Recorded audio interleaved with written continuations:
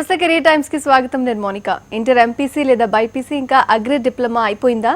100% state మరియు central ICAR గుర్తింపు కలిగిన ఏకైక university Gurukashi university. Punjab agriculture BSc కోర్సులను డొనేషన్లు లేకుండా డైరెక్ట్గా గురుకాశీ యూనివర్సిటీ అకౌంట్లో ఫీజు చెల్లించే సదుపాయాన్ని కల్పిస్తోంది.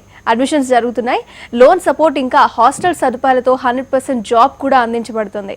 250 ఎకరాల క్యాంపస్, 21 ల్యాబ్స్, 100కు పైగా పిహెచ్డి ప్రొఫెసర్లు ఇంకా 400కు పైగా తెలుగు విద్యార్థులు కలిగి అత్యుత్తమ యూనివర్సిటీగా గురుకాశీ యూనివర్సిటీ పేరు పొందింది.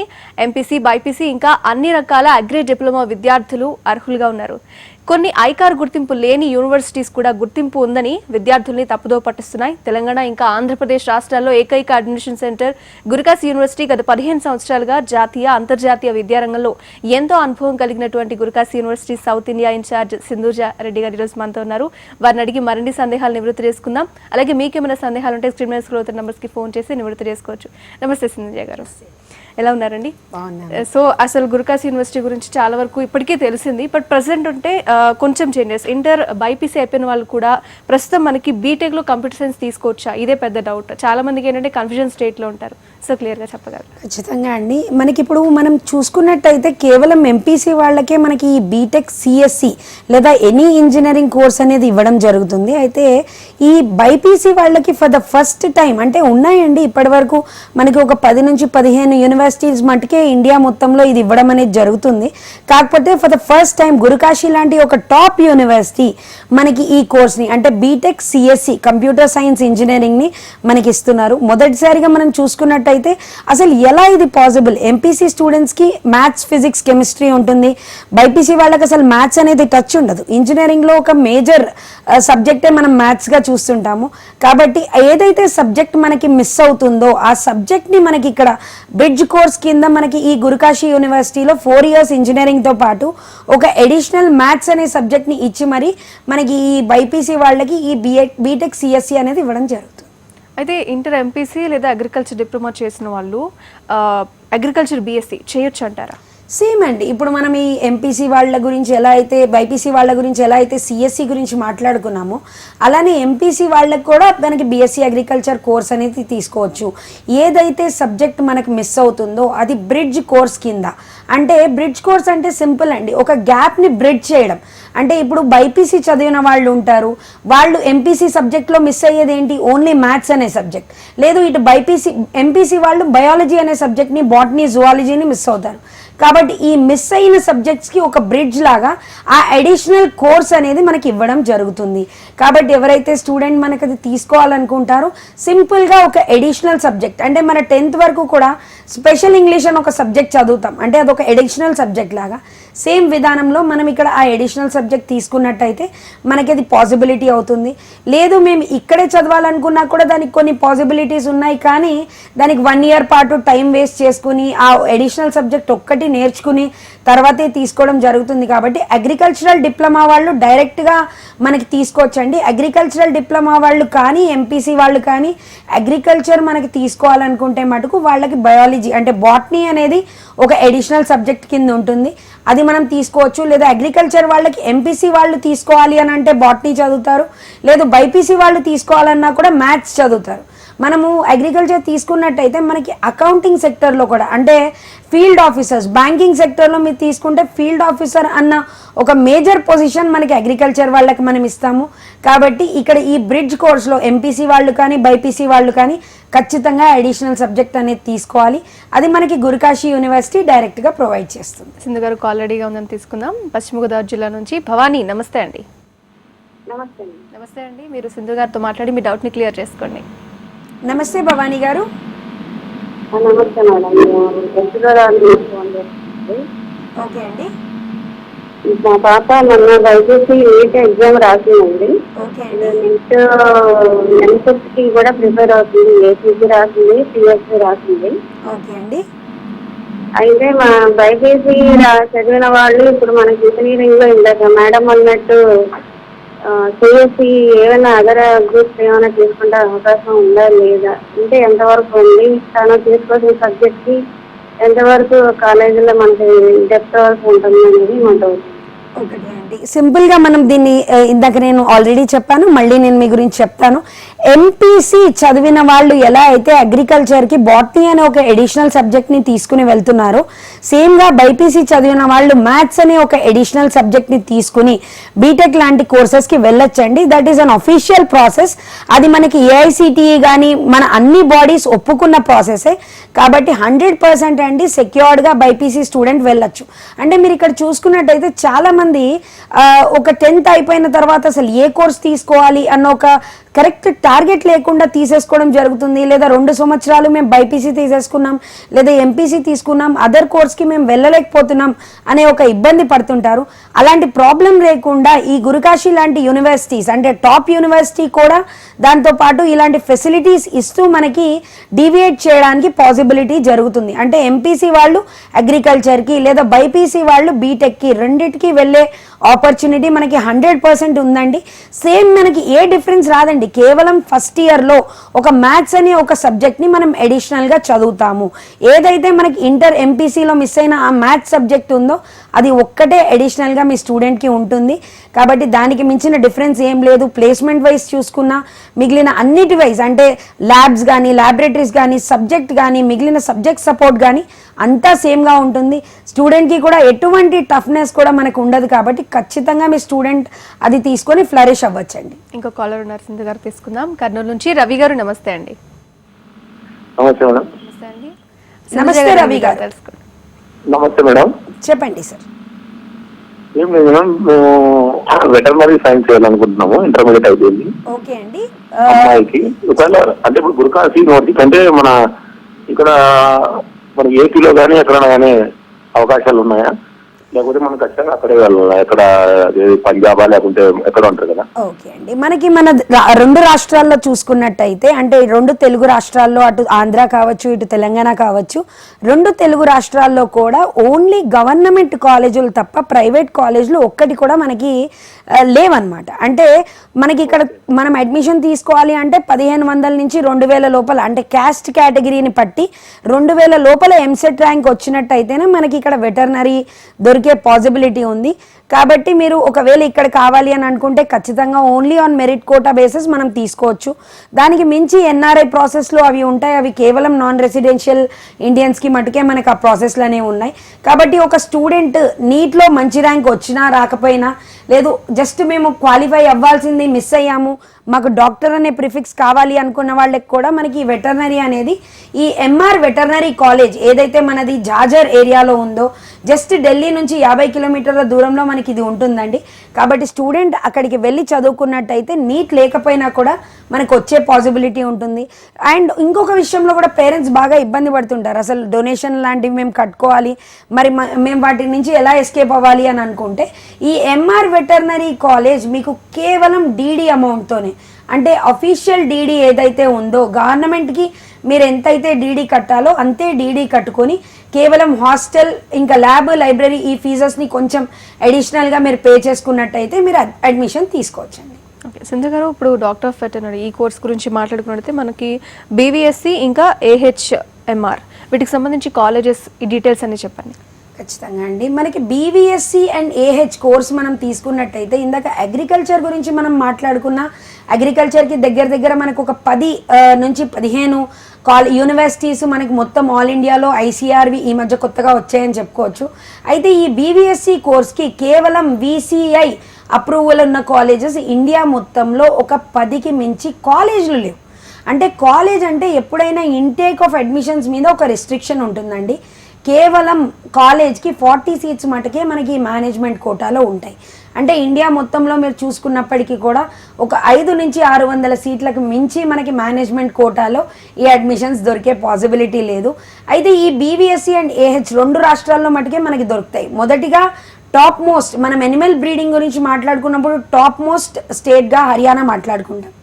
అండ్ నెక్స్ట్ ప్రిఫరెన్స్ వచ్చి రాజస్థాన్ అండి. హర్యానా, రాజస్థాన్ 2 రాష్ట్రాల్లో మనకి ఇవి ఉన్నాయి. అయితే మనకి ఈ ఎంఆర్ వెటర్నరీని ఎందుకు ఎక్స్క్లూజివ్గా చెప్పుకుంటున్నాం మిగిలిన వాటితో కంపేర్ చేస్తే అంటే, ఎంఆర్ వెటర్నరీ కాలేజ్ అనేది కేవలం ఒక కాలేజే కాదండి, it is and research centre కూడా. అంటే ఒక కాలేజ్తో పాటు అదొక రీసెర్చ్ సెంటర్ కూడా.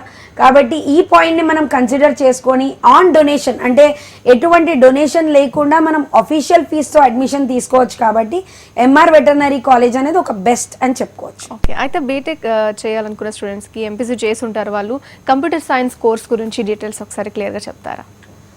బీటెక్ చేయాలి అనుకునే స్టూడెంట్స్ అంటే రెగ్యులర్గా మీరు బీటెక్ గురించి మనం మాట్లాడుకుంటే ఫస్ట్ పాయింట్ మనం మాట్లాడుకోవాల్సింది స్కోప్. అంటే రేపు ఫ్యూచర్ ఎలా ఉంటుంది బీటెక్ స్టూడెంట్కి అన్నది ఫస్ట్ మనం మాట్లాడుకోవాలి. అయితే ఎన్నోసార్లు మనం చెప్పుకున్నాం, గురుకాశీ యూనివర్సిటీలో ప్లేస్మెంట్ అనేది ఒక ఫస్ట్ ఇంపార్టెంట్ ఒక వాల్యూ అనేది ఒక ప్లేస్మెంట్కి ఇవ్వడం అనేది జరుగుతుంది. కాబట్టి గురుకాశీ యూనివర్సిటీలో చదివిన స్టూడెంట్ ప్రతి ఒక్కరూ 100% ప్లేస్మెంట్తోనే బయటకు వస్తారు. ఇది మనం చాలా గర్వంగా చెప్పుకోవాల్సిన విషయం అని చెప్తాము. గురుకాశీ యూనివర్సిటీ సౌత్ ఇండియన్ ఇన్ఛార్జ్గా నేను ఇది ఒక స్ట్రాంగ్ పాయింట్ కింద మీకు చెప్తానండి. అయితే బీటెక్ తీసుకోవాలనుకున్న స్టూడెంట్స్ ఎంపీసీ వాళ్ళు అయితే ఎట్లా అయినా రెగ్యులర్గా మనకి సిఎస్సికి ఫస్ట్ ప్రిఫరెన్స్ ఇస్తుంటారు. అయితే మన రాష్ట్రంలో ఎంతో డొనేషన్లు ఇలాంటివి కలెక్ట్ చేయడం అనేది జరుగుతుంది. సిఎస్సి చదవాలన్న ఆశ ఉంది, దట్టు టాప్ యూనివర్సిటీలో చదవాలన్న ఆశ ఉన్నప్పటికీ కూడా కొన్ని ఫైనాన్షియల్ ఇబ్బందుల వల్ల కావచ్చు, రకరకాల పరిణామాల వల్ల కావచ్చు స్టూడెంట్ చదువుకోలేకపోతున్నారు. అయితే గురుకాశీ యూనివర్సిటీలో బీటెక్ చదువుకోవాలనుకునే ప్రతి ఒక్క స్టూడెంట్కి 100% అమౌంట్ అనేది లోన్ ఎలిజిబుల్. ₹1 మా దగ్గర లేదు కానీ మేము బీటెక్ చదవాలనుకుంటున్నాం అంటే బేసిక్ అప్లికేషన్ అంటే ₹7,500 అప్లికేషన్ కట్టుకుని ఒక నామినల్ ఫీ అనేది యూనివర్సిటీ అకౌంట్కి డిపాజిట్ చేసుకుంటే మిగతా మొత్తం డబ్బులు ఏ కొలాటరల్ లేదన్నా కూడా వీళ్ళకి లోన్ ఇవ్వడం జరుగుతుంది. లెటర్ ఆఫ్ రికమెండేషన్స్ అన్నీ మనకి యూనివర్సిటీ తరఫునే వస్తాయి. కాబట్టి ఎంపీసీ స్టూడెంట్స్ ఎవరున్నా కూడా మీరు టెన్షన్ పడాల్సిన అవసరం లేదు, లేదా డబ్బులు అరేంజ్ అవ్వట్లేదు అని ఇబ్బంది పడాల్సిన అవసరం అసలుకే లేదు. సో ఎంపీసీ బైపీసీ ఇద్దరు స్టూడెంట్స్ కూడా బీటెక్ సిఎస్సి తీసుకోవచ్చండి. అది ఇప్పుడు ఈ కంప్యూటర్ సైన్స్ స్టూడెంట్స్ లేదా బీటెక్ చేసిన వాళ్ళు ఉంటారు కదా, వీళ్ళకి జాబ్ ఆపర్చునిటీస్ లేదా అబ్రాడ్ వెళ్ళాలంటే ఆపర్చునిటీస్ ఎంతవరకు ఉంటాయి అండ్ జాబ్లో ఎంతవరకు గ్యారంటీ ఇవ్వగలుగుతారు? ఖచ్చితంగా అండి. మనకి ఇప్పుడు మనం చూసుకున్నట్టయితే ఒక మేజర్ పార్ట్ అంటే పంజాబ్ అని ఎప్పుడైతే మనం ఈ గురుకాశీ యూనివర్సిటీ గురించి చెప్పుకుంటున్నామో అక్కడ మన గుర్లాబ్ సింగ్ సిద్ధు గారు, సుఖ్రాజ్ సింగ్ సిద్ధు గారు లేదా డాక్టర్ అశ్విని సేఠి గారు అందరూ కూడా మన స్టూడెంట్స్కి చాలా సపోర్ట్ ఇస్తున్నారండి. అంటే 4 సంవత్సరాలు వాళ్ళ కాలేజ్లో ఉన్నప్పుడే కాదు, 4 సంవత్సరాల తర్వాత వాళ్ళు కాలేజ్ నుంచి వెళ్ళాక ఎన్నో రిక్వైర్మెంట్స్ ఉంటాయి. అంటే లెటర్ ఆఫ్ రికమెండేషన్స్ అని అదర్ యూనివర్సిటీస్కి లేదా అబ్రాడ్ వాళ్ళు వెళ్ళాలనుకుంటే ఖచ్చితంగా కావాల్సిన డాక్యుమెంటేషన్స్ చాలా ఉంటాయి. కాబట్టి ఎవరైతే అబ్రాడ్ వెళ్ళాలనుకుంటున్నారో మీరు చాలా మేజర్ పాపులేషన్ చూసుకున్నట్టయితే పంజాబ్లో ఉండే సగం పీపుల్ మనకి కెనడా కంట్రీలో కనిపిస్తూ ఉంటారు. ఎందుకు అక్కడ కనిపిస్తూ ఉంటారంటే వాళ్ళకు ఒక ఇంట్రెస్ట్ అనేది చాలా ఎక్కువగా ఉంటుంది. కాబట్టి మైగ్రేట్ అవ్వడం అంటే అదర్ కంట్రీస్కి మనం మైగ్రేట్ అవ్వాలి లేదా బీటెక్ తర్వాత మనం మైగ్రేట్ అవ్వాలి అని అనుకుంటే అది చాలా ఒక ఈజీ పాసిబిలిటీ అని చెప్పచ్చు. అండ్ దట్ టు మేనేజ్మెంట్ స్టడీస్కి మన కాలేజ్కి సంబంధించిన టైఅప్స్ అండ్ మన కాలేజ్కి ఎన్నో ఎంఓయూస్ ఉన్నాయండి. కాబట్టి గురుకాశీలో చదివిన స్టూడెంట్స్ ఫ్యూచర్లో అబ్రాడ్కి వెళ్ళాలనుకున్నా లేదా ప్లేస్మెంట్ గురించి మనం చాలాసార్లు చెప్పుకున్నాం. ప్లేస్మెంట్ అయితే మీకు 100% గురుకాశీ నుంచి బయటకు వస్తున్న ప్రతి ఒక్క స్టూడెంట్కి ప్లేస్మెంట్తోనే ఖచ్చితంగా బయటకు వస్తారు. అండ్ దట్ టు మన 2 రాష్ట్రాల్లోనే 90% స్టూడెంట్ ప్లేస్మెంట్ అయ్యే ఛాన్సెస్ ఉన్నాయి. ఓకే అండి, కాలర్ రెడీగా తీసుకుందాం. రాజేష్ గారు ముంబై నుంచి, నమస్తే అండి. నమస్తే అండి. నమస్తే అండి, సునీజ గారు అడిగి మీ డౌట్ ఏంటో క్లియర్ మేడం నమస్తే. నమస్తే అండి. నేను ముంబై నుంచి మాట్లాడుతున్నాను. మీ యూనివర్సిటీ ఈ ముంబై సైడ్ ఉందండి? లేదండి, మన యూనివర్సిటీ వచ్చేసి పంజాబ్లో ఉందండి. ఇది గురుకాశీ యూనివర్సిటీ పంజాబ్లో ఉంది. కానీ ఒక పాయింట్ సార్, ఇక్కడ మనకు మహారాష్ట్ర అని మీరు చెప్పారు కాబట్టి ఒక పాయింట్ మనం డిస్కస్ చేయాలి. మహారాష్ట్రలో మనకి కొన్ని కాలేజెస్ ఉన్నాయి. ఆ కాలేజెస్ అన్నీ మనం తీసుకున్నట్టయితే అవి ఓన్లీ స్టేట్ అక్రెడిటేషన్ ఉంటుందన్నమాట. అంటే మహారాష్ట్రలో మనం నాందేడ్ ఏరియాలో లేదా ఔరంగాబాద్ రకరకాల ఏరియాస్లో మనకి కాలేజెస్ ఉన్నాయి. అవన్నీ కూడా ఓన్లీ స్టేట్ అక్రెడిటేషన్స్. అంటే వాటిని ఐసీఏఆర్ అని డైరెక్ట్గా మనము కేవలం యూనివర్సిటీస్ని మట్టుకే మనం ఐసీఆర్ అంటామండి. మహారాష్ట్రలో ఉన్నవన్నీ కూడా కాలేజ్లు కాబట్టి వాటికి లోకల్ అక్రెడిటేషన్ అంటే ఎంసీఏఈఆర్ అన్న అప్లికేషన్ మనం ఫిల్ చేసి తీసుకోవడం జరుగుతుంది. కాబట్టి ఎవరైతే అడ్మిషన్ తీసుకోవాలనుకుంటున్నారో వాళ్ళు ఒక్క పాయింట్ చాలా జాగ్రత్తగా గమనించుకోండి. ఎంసీఏఈఆర్ అప్లికేషన్, ఐసీఆర్ అన్నవి 2 డిఫరెంట్ పాయింట్స్ అని మనం చెప్పుకోవచ్చు. ఐసీఏఆర్ అనేది Indian council of agricultural research. కాబట్టి ఆల్ ఇండియా అక్రిడేషన్స్ ఇది మనకు అవుతుంది కాబట్టి ఖచ్చితంగా ఏ గవర్నమెంట్ జాబ్ అంటే ఏఓ ఎఫ్ఓ ఇలాంటి గవర్నమెంట్ జాబ్స్కి మీరు వెళ్ళాలి అని అంటే ఖచ్చితంగా ఐసీఏఆర్ అక్రిడేషన్ అనేది కావాలి. అండ్ ఎంసీఐఆర్ అప్లికేషన్ ఎప్పుడైతే మనకి జరిగి మనం ఎంకార్లో చదువుతామో అది ఓన్లీ నాన్ లోకల్ కోటా కింద కొన్ని సీట్స్కి మటుకే మనకి ఎలిజిబిలిటీ ఉంటుంది కాబట్టి తీసుకునేటప్పుడు కొంచెం జాగ్రత్తగా స్టూడెంట్ అసలు ఏంటి దాని ప్రోస్ అండ్ కాన్స్ ఏంటి అని తెలుసుకొని అడ్మిషన్ తీసుకుంటే ఫ్యూచర్ అనేది బాగుంటుందండి. సింధుజ గారు 100% ఐకార్ అక్రిడేషన్ ఉంది గురుకాశీ యూనివర్సిటీకి. అయితే బేసిక్గా మనం తెలుసుకోవాలనుకుంటే ఏంటంటే అగ్రికల్చర్ బీఎస్సీ గురించి ఫుల్ డీటెయిల్స్, ఎందుకంటే అగ్రికల్చర్ బీఎస్సీ అనేది ఎక్కువ మంది చేయరు బట్ చేయాలని ఇంట్రెస్ట్ ఉంటుంది. సో డీటెయిల్స్ క్లియర్గా చెప్తారా? అగ్రికల్చర్ బీఎస్సీ చాలామంది చెయ్యరు కానీ చేయాలి అన్న ఇంట్రెస్ట్ కూడా చాలామందిలో ఉందంటున్నారండి. కానీ ఒక పాయింట్ మనం చూసుకున్నట్టయితే ఎక్కువ శాతం అంటే వరల్డ్లో హైయెస్ట్ నెంబర్ ఆఫ్ జాబ్స్ దేనికి ఉన్నాయి అంటే అది అగ్రికల్చర్ బీఎస్సీకి ఉన్నాయని మనం చెప్పుకోవచ్చు. ఎందుకంటే జై జవాన్ జై కిసాన్ అంటామో దాంతో ఎప్పుడైతే విజ్ఞానాన్ని కలుపుతామో అప్పుడే మనకి ఒక సక్సెస్ఫుల్ అగ్రికల్చరల్ బీఎస్సీ స్టూడెంట్ బయటకు వస్తారు అని చెప్పుకోవచ్చు. ఆ సక్సెస్ఫుల్ స్టూడెంట్ బయటకు రావాలి అంటే గురుకాశీ యూనివర్సిటీ లాంటి వాటి తోడు అనేది మనకి ఎప్పుడూ ఉండాలి. ఈ అగ్రికల్చరల్ బీఎస్సీకి 21 ల్యాబొరేటరీలు మనకి కంప్లీట్గా గురుకాశీ యూనివర్సిటీలో ఇవ్వడం జరుగుతుంది. దాంతోపాటు 110 ఎకరాల అగ్రికల్చరల్ ల్యాండ్, 100కు పైగా పిహెచ్డి ఫ్యాకల్టీ మనకి ఈ గురుకాశీ యూనివర్సిటీలో ఉన్నారండి. అయితే గురుకాశీ యూనివర్సిటీలో మెయిన్ లెవెల్ మేనేజ్మెంట్ ఎవరైతే ఉన్నారో ప్రతి ఒక్కరూ కూడా మనకి ఈ అగ్రికల్చర్ కోర్స్కి అనేది బాగా సపోర్ట్ చేస్తారు. దాంతోపాటు హాస్టల్ అంటే ఏ కోర్స్కి ఎంత దూరం వెళ్ళినా ఫస్ట్ మనం మాట్లాడుకోవాల్సింది హాస్టల్ గురించి కాబట్టి మనకి south Indian mess, south Indian hostel అనేది ఒకటి సపరేట్గా ఉంది. గర్ల్స్కి బాయ్స్కి సపరేట్ హాస్టల్ ఫెసిలిటీ ఉంది. దాంతోపాటు సౌత్ ఇండియన్ మెస్సే స్టూడెంట్కి ఇవ్వడం అనేది జరుగుతుంది. కాబట్టి గురుకాశీ యూనివర్సిటీలో అగ్రికల్చరల్ బీఎస్సీకి ల్యాబ్, లైబ్రరీ కావాల్సిన ఎడ్యుకేషనల్ సపోర్ట్తో పాటు ఎంటర్టైన్మెంట్ సపోర్ట్, రిక్రియేషనల్ సపోర్ట్ ప్రతి ఒక్కటి కూడా మనకి కంప్లీట్గా ఉంది. అండ్ ఫీజ్ కూడా ఏదైతే మనం అగ్రికల్చరల్ బీఎస్సీ అనుకుంటున్నామో లాస్ట్ ఇయర్ వరకు మనకి 3 lakhs పర్ సెమిస్టర్ అంటే ఫస్ట్ సెమిస్టర్ ఉండేది.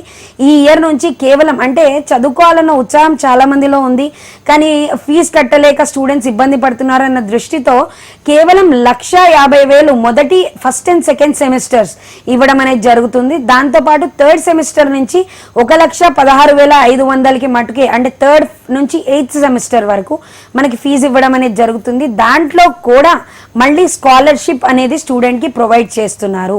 ఎనీ స్టూడెంట్ 71% అండ్ అబవ్ నుంచి మనకి 99% వరకు ఎవరైతే స్టూడెంట్స్ ఉంటారో రకరకాల స్కాలర్షిప్స్ అనేవి వాళ్ళకి ఇవ్వడం అనేది జరుగుతుంది.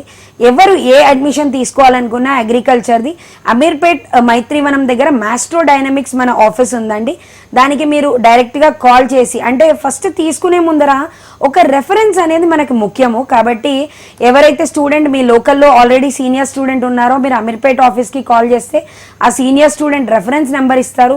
కాబట్టి మాట్లాడుకుని అంతా ఫైనలైజ్ చేసుకుని మీరు ఓకే అనుకున్న తర్వాతే అడ్మిషన్ అటు అగ్రికల్చర్కి అయినా బీటెక్ అయినా తీసుకోవచ్చు. అగ్రికల్చర్కి ఆల్రెడీ జాబ్ స్కోప్ కూడా మనం మాట్లాడుకున్నాం. అగ్రికల్చర్కి ప్రతిసారి మనం చెప్పుకుంటూనే ఉన్నాం అగ్రికల్చర్కి కొన్ని వందల జాబ్లు, వేల లక్షల జాబ్లు ఉన్నాయని. అంటే ఉన్న ప్రతి ఒక్క స్టూడెంట్కి 4 జాబ్స్ అంటే 1:4 రేషియోలో మనకి జాబ్స్ ఉన్నాయి.